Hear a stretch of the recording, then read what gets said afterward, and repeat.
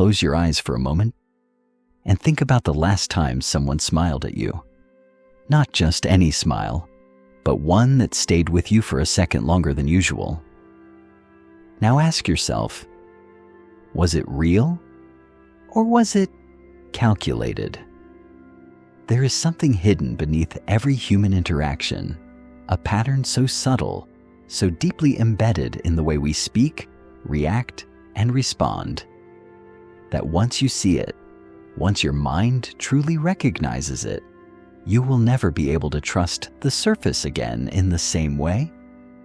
Ancient thinkers warned about it. Philosophers tried to decode it. But most people go their entire lives without ever noticing it. And maybe that's safer. Because once you see this, you don't just learn something new. You lose something old, and you can't go back. There is a reason why in the ancient text of the art of war it is written, "Appear weak when you are strong, and strong when you are weak." This was never just about war. It was about people, about everyday interactions, about the silent strategies we use without realizing it. For thousands of years, humans have understood one brutal truth. What you see is rarely what is real. Every conversation, every gesture, every expression is only a surface layer, and beneath that layer is intention, invisible but always present. You were never taught to see it. From childhood, you were conditioned to accept things at face value. A smile means kindness. A compliment means respect. A promise means honesty. But reality doesn't follow these rules. Reality is strategic. It adapts, it shifts, and it hides behind familiarity so you don't question it. It gives you just enough truth to keep you comfortable and hides just enough intention to stay in control. In the ancient Chanakya Niti, there is a line many people hear but never truly understand. A person should not be too honest. Straight trees are cut first, and honest people are screwed first. Why would wisdom warn against honesty? Because honesty makes you predictable, and predictability makes you vulnerable. The world does not reward the most honest person. It rewards the one who understands when to reveal and when to conceal. And once you start noticing this, something shifts. That friend who always agrees with you is not always loyal. Sometimes they are avoiding conflict. That person who praises you in public may doubt you in private. That calm voice, that polite tone, is not always kindness. Sometimes it's control.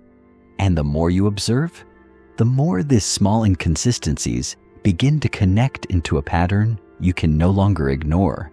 A silent map of how people truly operate beneath their words. Humans are not just emotional beings. They are adaptive performers. In the writings of Niccolò Machiavelli, it is said, "Everyone sees what you appear to be. Few experience what you really are." And that gap between appearance and reality is where everything happens. People adjust themselves based on what they want in that moment.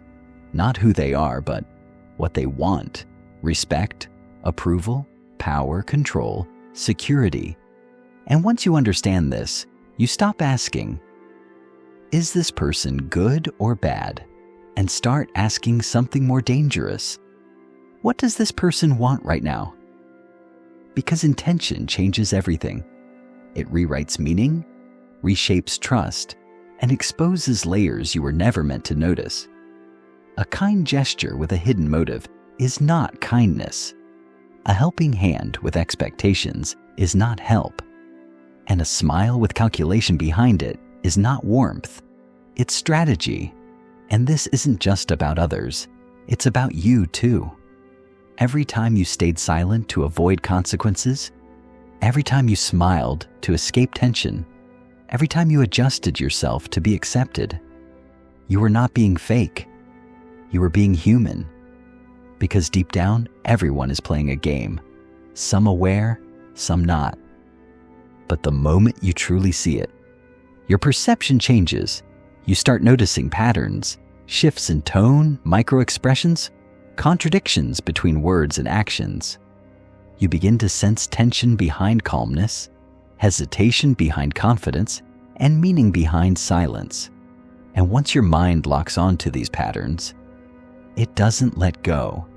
Because now, you're not just hearing words, you're reading intentions, and that realization, once it settles inside you, slowly and quietly, becomes impossible to ignore. It stays with you in every conversation, every interaction, every silence, reminding you that beneath everything you see, there is always something more. And once you've seen it, you can't unsee it. Think of your own face as a stage. From the moment you step out of your door, the performance begins. Robert Greene once wrote about the law of role-playing, the idea that the world is a theater where everyone is wearing a mask, tailored specifically to the audience they are facing. We wear the mask of the diligent worker for our boss, the mask of the supportive friend for the grieving, the mask of the confident leader for those who are afraid. We do this so naturally, so effortlessly, that we eventually forget where the mask ends and where we begin. But here is the chilling truth. The mask is not a lie. It is a biological necessity. In ancient times, being cast out of the tribe meant death. To survive, we had to become masters of social camouflage. We learned to hide our envy, our aggression, and our most selfish desires beneath a layer of polite society. Arthur Schopenhauer, the philosopher of pessimism, once remarked that we are like porcupines in winter, trying to get close enough for warmth, but staying far enough away to avoid the pricks of each other's needles. To manage this distance, we build the persona. Carl Jung called this the persona, the public face we present to the world to shield the shadow. The shadow is everything about yourself that you refuse to admit. It is the part of you that wants power when you claim to want equality. It is the part of you that feels a flash of joy when a rival fails, even as your mouth says, "I'm so sorry to hear that." If you know where to look, the truth is everywhere. It's in the micro-expression, a flicker of emotion that lasts only a fraction of a second, before the conscious mind can pull the mask back into place. It's in the way a person's eyes squint slightly when you mention your latest success. This is secondary appraisal, the brain calculating the threat level of your achievement to their status. It's in the false smile, the Pan-American smile, where the mouth curves upward, but the muscles around the eyes, the orbicularis oculi, remain cold and motionless. When you see someone who is overly humble, look for the hidden arrogance. When you see someone who is hypermasculine and aggressive, look for the deep-seated insecurity. The more a person tries to project a specific quality, the more likely they are hiding its exact opposite. This is the law of reaction formation, a psychological defense mechanism where a person overcompensates for an impulse they find unacceptable by acting out the extreme opposite. The most vocal moralists often hide the deepest vices. The most aggressive protectors often hide the greatest cowardice. Consider the law of mirroring. When someone unconsciously mimics your posture, your tone, or your pacing, they are trying to bypass your analytical brain and speak directly to your tribal instinct for safety. But when a manipulator does it, it is a bridge built of shadows. They are not connecting with you. They are pacing and leading. They meet you where you are, only to pull you where they want you to be. Think of the law of court attention from the 48 laws of power. Everything is judged by its appearance. what is unseen counts for nothing. Therefore, the people around you are not just living, they are curated. They are selecting which parts of their history to tell you and which parts to bury. They are choosing which emotions to highlight to get a specific reaction from you: control, approval, sympathy, or fear. Every interaction you have is a negotiation of these four currencies. When someone tells you a secret, are they being vulnerable? Or are they using the law of selective honesty to disarm your suspicion? When someone gives you a gift, is it an act of love? Or is it the law of reciprocity, a strategic move to create a debt that you will eventually have to pay back with interest? You realize that you aren't surrounded by people. You are surrounded by scripts. And the most dangerous person in the room is not the one shouting, but the one silently observing the script and deciding when to rewrite it. They are the ones who have mastered their own shadow. They don't deny their darkness, they use it as a tool. They understand that to move through the world undetected, you must become a mirror. You reflect back to people what they want to see in themselves. And while they are busy admiring their own reflection in you, you are seeing them for exactly who they are. The architecture of the mask is vast. It is built of stone-cold logic disguised as warm emotion. To look behind it is to see a world of cold machinery. But it is only when you accept the existence of the mask that you can begin to see the person who truly lives behind it. The question is, are you ready to meet them? Or is the performance too comforting to give up? Have you ever wondered why you want the things you want? Why that specific car? Why that brand of clothes? Why that particular lifestyle? You believe these are your choices. You believe your desires are original. But a century ago, a man named Edward Bernays, the nephew of Sigmund Freud, discovered a terrifying secret.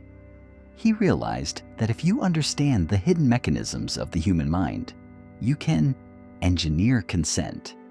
He didn't sell products, he sold symbols. He understood that humans are rarely rational. We are emotional, reactive, and driven by a desperate need to belong.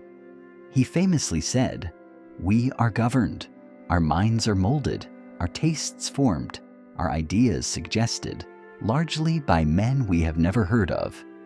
This is the invisible government. It's the pattern beneath the news you watch, the trends you follow, and the fears you carry." Think about the law of social proof. We look to others to determine what is correct.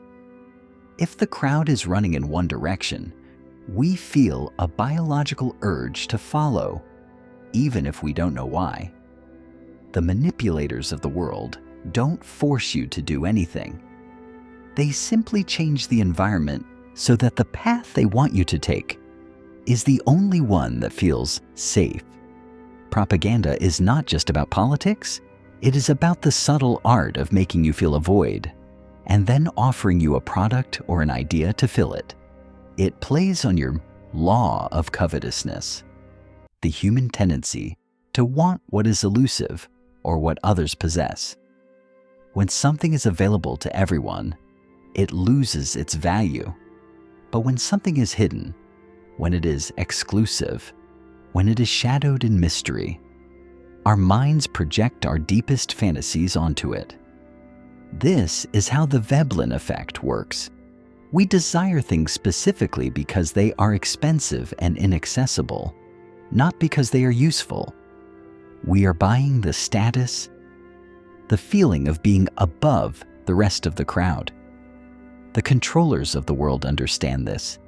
They create scarcity to create value. They create fear to create dependency. They know that a person who is afraid is a person who is easy to lead. Look at the law of contrast. If I want to sell you something for $100, I first show you something for $1,000. The second price doesn't look expensive anymore. It looks like a relief. We are being nudged, framed, and anchored every single day. Think of the Diderot effect. You buy one new thing, and suddenly your other possessions look old and inadequate. You are pulled into a spiral of consumption, not because you need more, but because your new self demands a new environment. Ask yourself, how much of you is actually you? How many of your opinions were planted there by a clever algorithm designed to keep you engaged through outrage? How much of your stress is a result of a standard you never agreed to meet, but accepted because it was repeated to you a million times? The game is played on a scale so large that the players don't even know they are on the board. We are living in a hyper-reality, a term coined by philosopher Jean Baudrillard. A world where the maps are more real than the territory, where the image of the thing has become more important than the thing itself.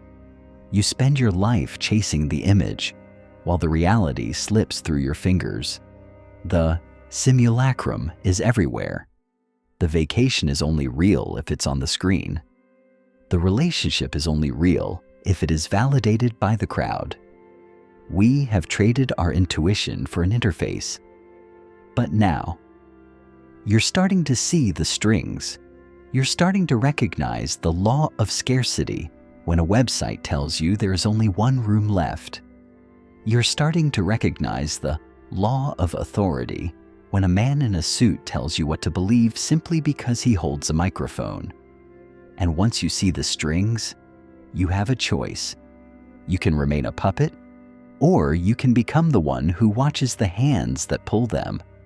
You can stop being the consumer and start being the architect. Because the ultimate power isn't in winning the game, it's in understanding that the game is optional. True mastery is not about controlling others. It is about regaining control of the self that they have spent billions of dollars trying to steal from you. When the noise stops, what is left? When the desires they gave you are stripped away, who are you? That is the most dangerous question of all. Now that the veil is lifted, the world will never look the same. But understanding the game is only the first step. The real question is, once you know the rules, will you use them to protect yourself? Or will you become the player others fear? In our final breakdown, we reveal the ultimate move. Stay with me.